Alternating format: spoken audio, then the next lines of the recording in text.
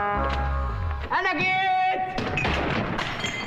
في 2013 هوليوود هتنزل لنا فيلم بعنوان ناو يو سي مي. الفيلم ده قصته كلها قايمه على 4 سحرة بيعملوا خدع بصريه تخلي عقلك يلف حوالين نفسه ويسحلوك في تفاصيل وهميه عشان في الاخر يسرقوا البنك وانت قاعد بتسقف ومبهور بالشو اللي بيحصل قدامك. واهم حاجه عندهم هي الخدعه وانهم يقنعوك ان اللي بتشوفه ده هو سحر مش مجرد خفه يد. احنا لو جينا نعمل اسقاط على الكوره فاحنا نقدر نقول ان مجله فرنسا فوتبول هي المخرج العبقري للنسخه الكرويه من الفيلم ده، وان الكره الذهبيه هي اكبر خدعه في تاريخ الكوره. هما بيسحلوك في ارقام وتصويتات ومانشيتات ويقنعوك ان الجائزه دي هي اللي بتميز اللعيبه، بس الحقيقه ان الموضوع في اغلب الوقت بيكون عباره عن سبوبه وتلميع لاسماء معينه عشان الشو يفضل مكمل والفلوس تفضل دايره والاضواء تفضل متسلطه. ولو انت فاكر ان الموضوع فني وبس فالعبد لله هيقنعك في الحلقه دي ان الموضوع سبوبه وان الجائزه دي ساعات كتير بتكون متطبخه. فتعالى لي بقى عشان اعرفك اللعبه بتدار ازاي من ورا الستاره. طب تعالى بس، تعالى. تعال.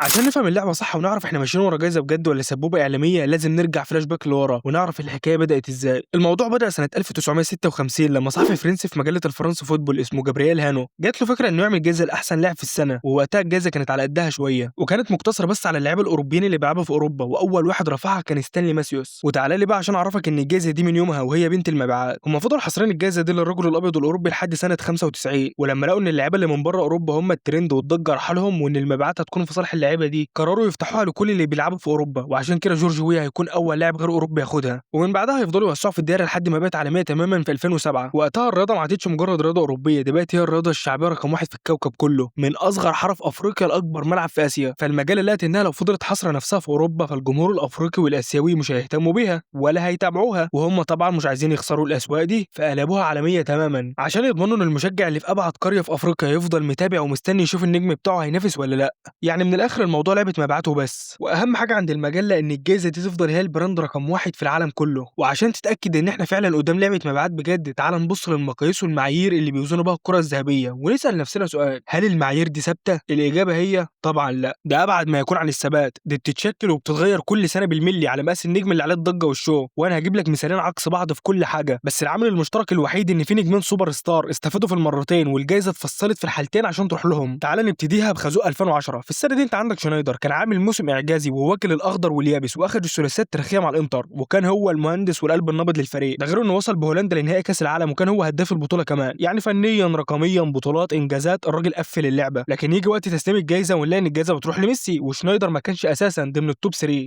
Звуки барабанів, Пеп Гвардіола витягує конверт, на якому Відкрив так, щоб всі вже Олега побачили, Золотого тільки- м'яча, і ним стає Леонель Мессі.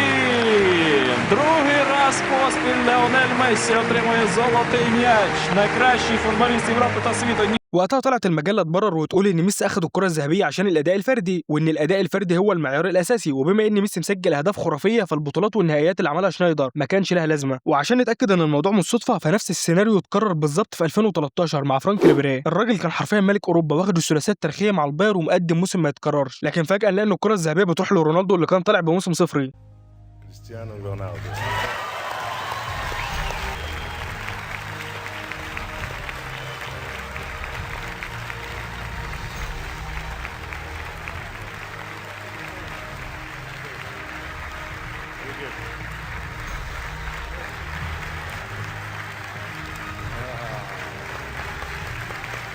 Champion.